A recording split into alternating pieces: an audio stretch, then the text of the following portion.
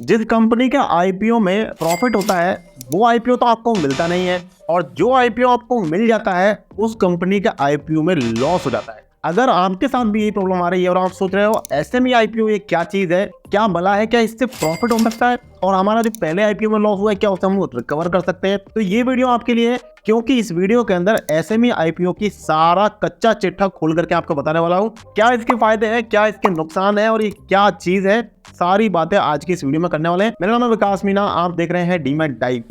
सबसे पहले गाइस यहाँ पर बात करते हैं एसएमई आईपीओ एक्चुअली है क्या। तो देखिए, एक तरीके का आईपीओ ही है, सिर्फ एसएमई यहाँ पर एक नाम ऐड हो गया आईपीओ के आगे। अब एसएमई का मतलब क्या है, स्मॉल एंड मीडियम एंटरप्राइज, यानी कि जो मेन लाइन आईपीओ है उसमें बड़ी कंपनीज, बड़ी पब्लिक लिमिटेड कंपनीज जो है वो अपना आईपीओ लेकर के आती है। लेकिन यहाँ पर एसएमई आईपीओ में क्या होता है, छोटी कंपनीज होती है तो इनकी मार्केट कैप जो है वो काफी कम होती है। 5 करोड़ 10 करोड़ की साइज की जो मार्केट कैप वाली कंपनीज होती है वो यहाँ पर अपना आईपीओ लेकर के आती है, इवन उससे भी कम इनकी साइज हो सकती है। अब यहाँ पर क्या डिफरेंस है, डिफरेंस इतना सा है कि जैसे कि जो मेन लाइन आईपीओ आते हैं वहां पर कंपनी जो है या तो बीएसई और एनएसई पर लिस्ट होती है। यहाँ पर बीएसई का ही एक दूसरा प्लेटफॉर्म है, BSE SME, Bombay stock exchange का एसएमई प्लेटफॉर्म है, यानी कि स्मॉल मीडियम एंटरप्राइज, तो जो कि 2012 में एस्टैब्लिश हुआ था। यहाँ पर वो कंपनीज लिस्ट हो जाती है एसएमई आईपीओ के थ्रू। इसी तरीके से एनएसई का भी एक दूसरा प्लेटफॉर्म है, एनएसई इमर्ज, जिस पर जो भी एसएमई आईपीओ आते हैं वो कंपनीज लिस्ट हो जाती है। तो अब बात करते हैं इसके फायदों की। उसके बाद मैं आपको ये भी बताऊंगा कि अगर आप एसएमई आईपीओ में अप्लाई करना चाहते हैं तो आपको कहां से, कौन से डीमैट अकाउंट से ये मिल जाएगा, और क्योंकि सारे डीमैट अकाउंट्स में अभी नहीं मिल रहा है तो कौन से डीमैट अकाउंट से आपको एसएमई आईपीओ मिल जाएगा।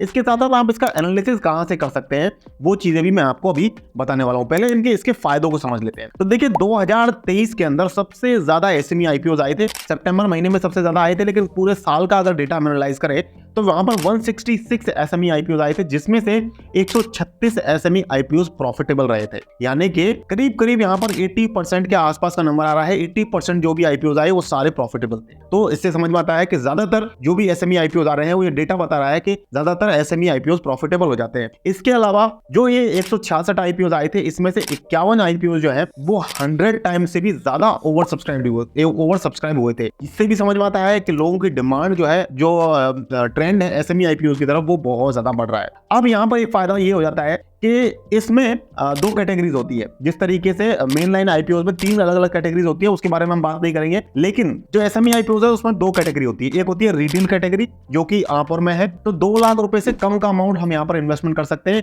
लेकिन मिनिमम 1 लाख रुपए का आपको यहाँ पर करना पड़ता है। जो मेन लाइन आईपीओ है वहां पर आप 14-15 हजार रुपए का एक लॉट भी ले सकते हैं, लेकिन यहाँ पर आपको जो है मिनिमम 1 लाख रुपए का इन्वेस्टमेंट करना होता है एसएमई आईपीओ के अंदर। इसके सेलिंग से रिलेटेड जो रूल्स हैं वो भी हम अभी डिस्कस कर लेंगे ब्रीफ में, बट सबसे पहले कैटेगरीज को समझ लीजिए। रिटेल कैटेगरी में 2 लाख से कम का, और एचएनआई कैटेगरी में जो है वो 2 लाख से ज्यादा की इन्वेस्टमेंट कर सकते हो। अब एचएनआई कैटेगरी में इसमें एक फायदा हो जाता है, वो ये होता है कि मान लीजिए 2 लाख रुपए का किसी एक बंदे ने 2 लाख रुपए का इन्वेस्टमेंट किया और एक बंदे ने 5 लाख रुपए का इन्वेस्टमेंट किया, तो जिसने 5 लाख रुपए का इन्वेस्टमेंट किया है उसको यहाँ पर ज्यादा लॉट्स, ज्यादा अमाउंट के आईपीओ जो है, शेयर जो है वो अलॉट होते हैं, यानी कि प्रोपोर्शनेट बेसिस पर यहाँ पर अलॉटमेंट होता है एसएमई आईपीओ के अंदर, लेकिन एचएनआई कैटेगरी में ही। जबकि जो मेन लाइन आईपीओ है वहां पर ऐसा किसी भी कैटेगरी में, यानी कि रिटेल में स्मॉल एचएनआई और बिग एचएनआई, किसी भी कैटेगरी में वहां पर ऐसा नहीं होता है। लेकिन यहाँ पर एसएमई आईपीओ में आपको जितना ज्यादा आप एचएनआई कैटेगरी में इन्वेस्टमेंट करोगे उतने ही ज्यादा आपके अलॉटमेंट के चांसेस बढ़ जाते हैं। तो इस तरीके से,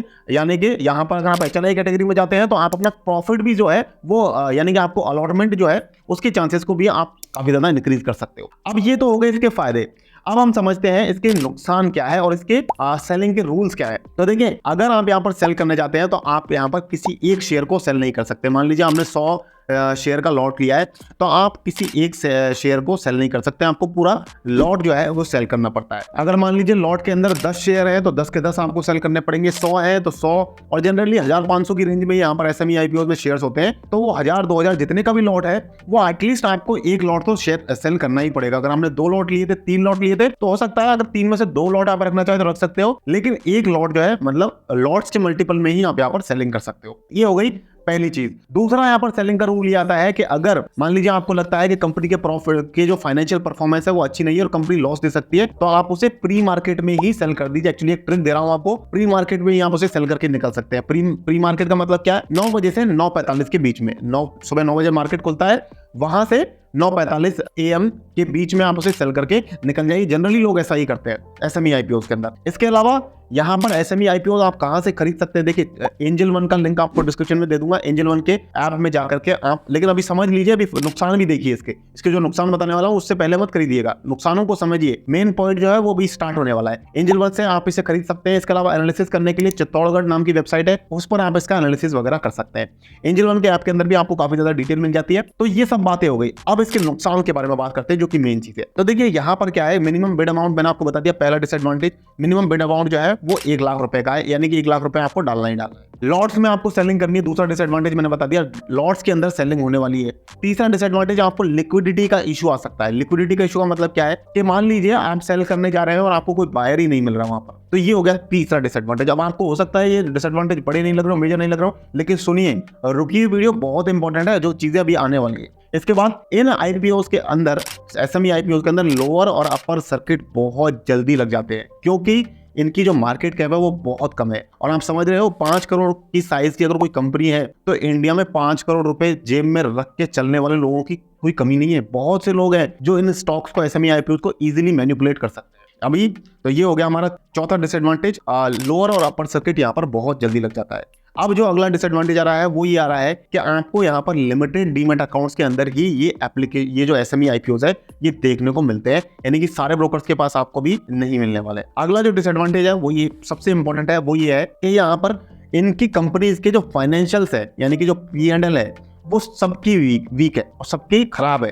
अब लास्ट और सबसे इंपॉर्टेंट जो डिसएडवांटेज है वो ये है कि इन कंपनीज के, एसएमई आईपीओ लाने वाली कंपनीज की जो फाइनेंशियल परफॉर्मेंस है, यानी कि इनकी जो P&L स्टेटमेंट है, कैश फ्लो स्टेटमेंट है, वो बहुत ज्यादा वीक है और खोखली है। यानी कि ये कंपनीज ना तो पहले प्रॉफिट करती है आईपीओ से, और जनरली बाद में भी कोई प्रॉफिट ज्यादा बना नहीं पाती है। इनफैक्ट जो पहले का इनका जो डेटा दिखाते हैं वो भी डेटा इनका लिस्टिंग के बाद धीरे धीरे डिटोरिएट होता चला जाता है। इस वजह से आईपीओ के दौरान तो ओवर सब्सक्राइब होता है, उस टाइम तो आपको प्रॉफिट मिलता है, लेकिन अगर आप इसमें फंसे रह गए तो बाद में इनकी जो प्राइस है वो घटते चले जाते हैं। तो यहाँ पर ये अफवाह भी सुनने को मिल रही है कि यहाँ पर जो कंपनीज के प्रमोटर्स है वो इन्वेस्टमेंट बैंकर्स के साथ में या ब्रोकर्स के साथ मिलकर के यहाँ पर रिटेल इन्वेस्टर्स को ट्रैप करने के लिए भी ये आईपीओ लेकर के आ रहे हैं। और कैसे रिटेल इन्वेस्टर को ट्रैप किया जाएगा? ऑपरेट करके। मैंने जैसा कि बताया, मार्केट कैप बहुत कम है, 5 करोड़ रुपया कोई भी डाल सकता है। तो बहुत से लोग ऐसे हैं जो काफी ज्यादा अमाउंट में इसके शेयर्स को आईपीओ के दौरान खरीदते हैं, इसीलिए इसका जो नंबर है इतना ज्यादा ओवर सब्सक्राइब होता है। और बाद में उस ओवर सब्सक्रिप्शन के अमाउंट को देख करके आप और मेरे जैसे रिटेल इन्वेस्टर भी इनको खरीदते हैं। बाद में वो लोग बहुत ज्यादा अमाउंट में, जब ओवर सब्सक्राइब हो जाता है, प्राइस बहुत बढ़ जाता है, तो वो इकट्ठा बेच करके निकल जाते हैं, और जो रिटेल इन्वेस्टर बाद में आया था, बाद में एंट्री करी थी, वो उसमें फंसा रह जाता है। इसलिए अगर मैं यहाँ पर ये नहीं कह रहा हूँ कि आपको खराब है, खरीदना ही नहीं है, आप यहाँ पर सोच समझ करके डिसीजन लें। मैंने आपको 2 प्लेटफॉर्म्स बताए, चित्तौड़गढ़ की वेबसाइट बताई, एंजल वन का डीमैट अकाउंट बताया। एंजल वन से आप खरीद सकते हो, वहां पर भी जाइए, एनालिसिस करिए, समझिए चीजों को, P&L स्टेटमेंट समझना देखना मैंने आपको पहले भी कई बार बताया है। अगर आप और जानना चाहते हैं, फंडामेंटल एनालिसिस के बारे में सीखना चाहते हैं, तो नीचे आप F लिख दीजिएगा, F फॉर फंडामेंटल। तो मैं वहां पर समझाऊंगा कि आप फंडामेंटल्स के बारे में जानना चाहते हो, सीखना चाहते हो, शेयर्स को एनालाइज करना, तो उसके ऊपर भी मैं एक सीरीज इनफैक्ट मैंने पहले भी स्टार्ट करी थी, तो दोबारा हम अपनी उसी सीरीज को, प्रो इन्वेस्टर सीरीज को स्टार्ट कर सकते हैं। तो उससे आपको फंडामेंटल समझने को, सीखने को मिलेंगे। एंजल वन का लिंक, डीमैट अकाउंट का लिंक डिस्क्रिप्शन में है। एसएमई आईपीओ नहीं, अगर आप शेयर्स में भी इन्वेस्टमेंट करना चाहते हैं तो भी आप वहां से कर सकते हैं। म्यूचुअल फंड्स भी आप एंजल वन से खरीद सकते हैं। ट्रेडिंग अगर आप करना चाहते हैं तो आप स्टॉक्स का लिंक भी डिस्क्रिप्शन में डाल दूंगा। स्टॉक्स का ऐप जो है उसमें चार्ट्स और इंडिकेटर्स आपको बेटर मिल जाते हैं, इसलिए ट्रेडिंग के लिए मैं आपको वो रिकमेंड करता हूँ। आज की वीडियो इतना है गाइस, मिलते हैं नई वीडियो में, तब तक के लिए मुझे दीजिए इजाजत। जय हिंद, जय भारत।